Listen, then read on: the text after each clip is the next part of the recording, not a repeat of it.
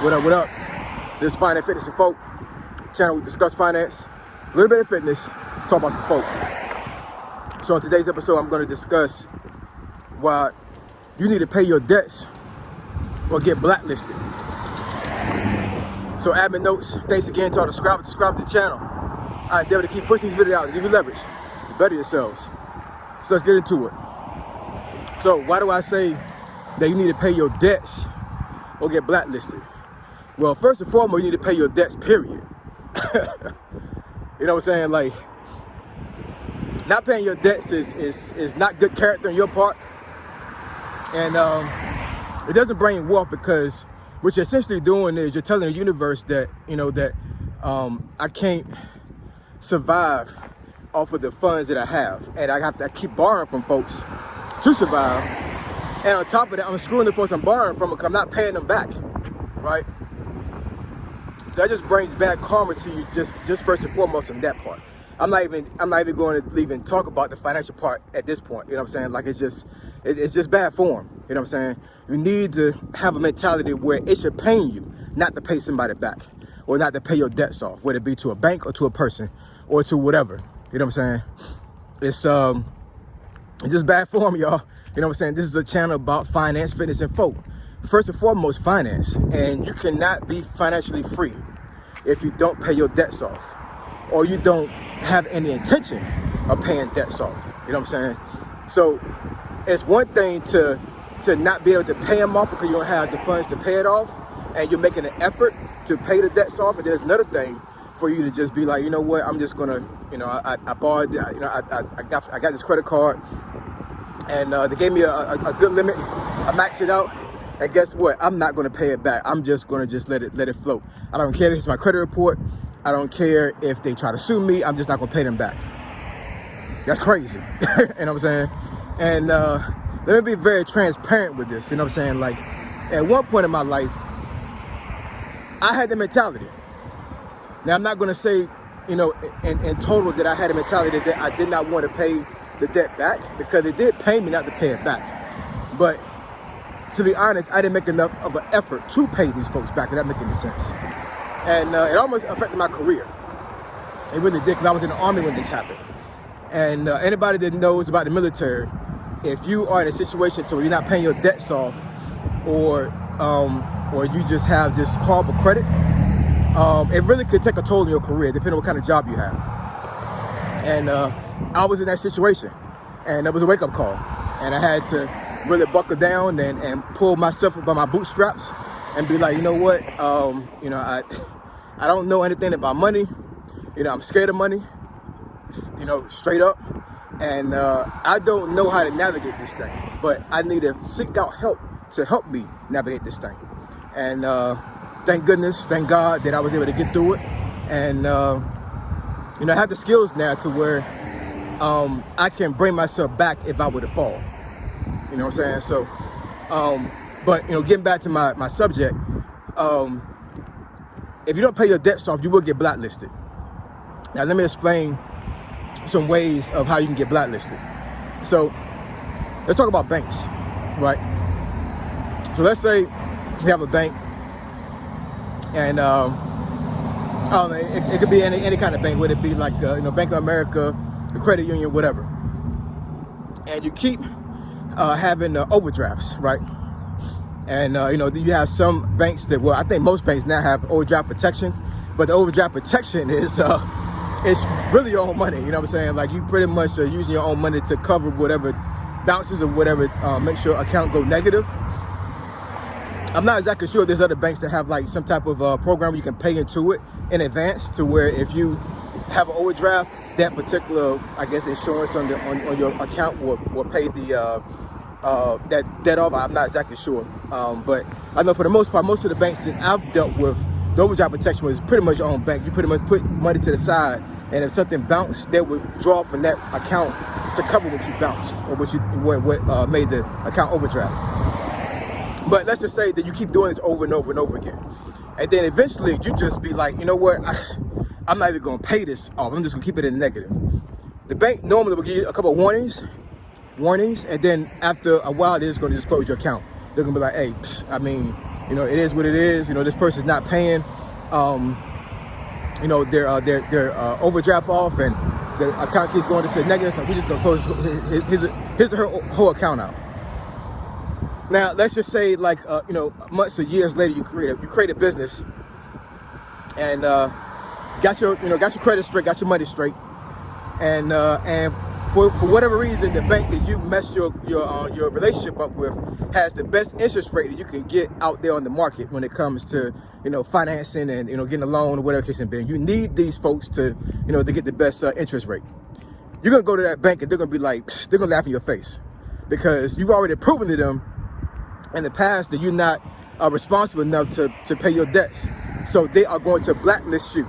They are not going to let you open up another account. I promise you they won't. You know what I'm saying? That goes with credit cards. You know what I'm saying? If you get in a situation where, you know, you don't pay credit cards off and your credit card gets charged off, and, you know, a couple years later, you got your money right, you got your finances right, you got your credit right, and you try to go back to that credit card because, once again, that credit card gives the incentives and they give these good interest rates that you want to have for your business. They're going to laugh in your face. They're going to laugh in your face because they're going to be like, hey, once again, you didn't prove to us that you was worthy of our money, so we're going to blacklist you. You're not going to be able to get an account with us again. Now, let me explain what I mean by blacklisting, because, you know, some folks will say in the comments, or, you know, just looking at this video right now, hey, if something gets charged off after 7 years, it shouldn't matter, because after 7 years, most accounts will fall off your credit report and you start anew, right? That is true, right? That is true, but you got to understand that those companies have their own system. So even though the account itself is not on your credit report anymore, in their system, they can see that you had that account charged off. They can see you did not pay that account off. So regardless of whether it's not on your credit report or not anymore, it does not matter. They're going to blacklist you. They're not going to allow you to get another account with them. And, you know, this is one of the reasons why, unfortunately, check cashing places will not go out of business, because you got so many folks that have messed their relationships up with banks that it's like they can't even get a bank account anymore.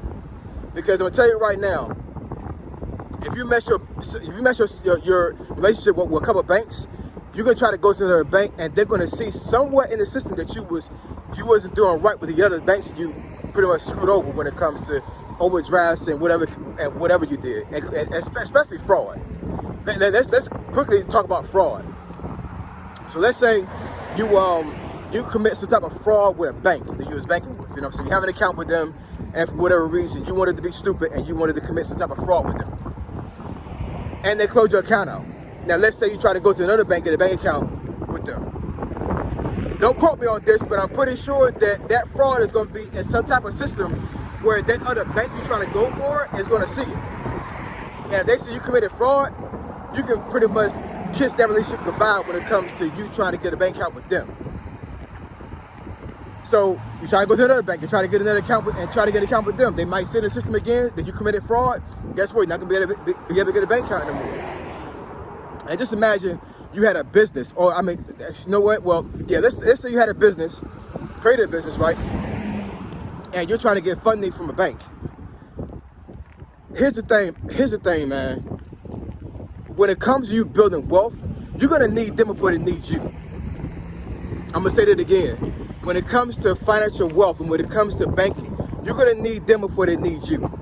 Because at the end of the day,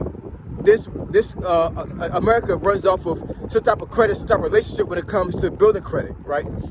Or credibility, especially when it comes to banking relationships. So if you mess these banks over when it comes to money, they're not going to want to work with you, man. They're just not going to be able to work with you. They're not going to want to work with you. And in turn, that's going to mess you over.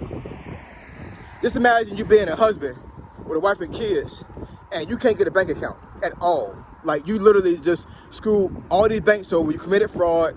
You had all these charged off accounts, right? And you literally can't get a bank account. And you're telling your wife, hey, I got to get a paper check, and then I got to go to a check cashing place. Whew, it's kind of cold out here, so I don't do edits. So I'm going to try to speak as articulately as possible. So, but let's say, you know, like I said, you can't get a bank account anymore. and you're literally telling your spouse you got to go to a check cashing place to get money. Now, mind you, you got some establishments you work for that will not give you a paper check. Everything's electronic. So, I mean, what happens when that happens? You got some jobs, they won't let you even get a job with them without a bank account. I don't know who I'm speaking to, but I'm telling you, you know what I'm saying? If you're a young person and you don't have a bank account anymore right now, I'm telling you, you got some jobs that pay good money, right? That will not allow you to work with them without a bank account. If you tell them that you don't got a bank account, you can't get one, it's over and done with. The interview is over. You can't get a job with them, right? And I'm gonna tell you right now, anybody that gets a job that's gonna pay them 6 figures, you're gonna need a bank account, y'all. You're gonna need one, or you're not gonna be able to get that job. So the moral of this video is that you need to pay your debts off, y'all. We need to pay our debts off, right? I'm not saying that, you know, you should be panicking, you can't pay it off right now, but I mean, think about it. Not paying your debts will screw you over in the long run. And let's say that you got a minimum payment of, like, I don't know, $50 or something like that to a credit card or to some type of credit you have, right? In theory, you don't have to give them $50. You can give them $5, $10. Work with them, right? Give them a call and let them know, hey, look, the minimum payment is $50, but I can't pay $50. You know, I can only pay $5 or $10 a month. They'll work with you, because I'm telling you right now, because these folks are in the business of making money, right? So they don't want you to default on what they gave you. So they're gonna accept that. And legally, they can't do anything to a certain degree, because as long as you give them money, it's good to go. Now, you're not paying the minimum payment, right? But you're paying them something. I think a lot of folks get in a situation where they get scared of money, or they're already scared of money. And when they have situations where they can't pay their debts anymore, they get scared. And they don't want to accept responsibility for what they're doing. And then they mess around, they just don't pay the debt off at all. You know what I'm saying? You can't do that. We gotta be responsible.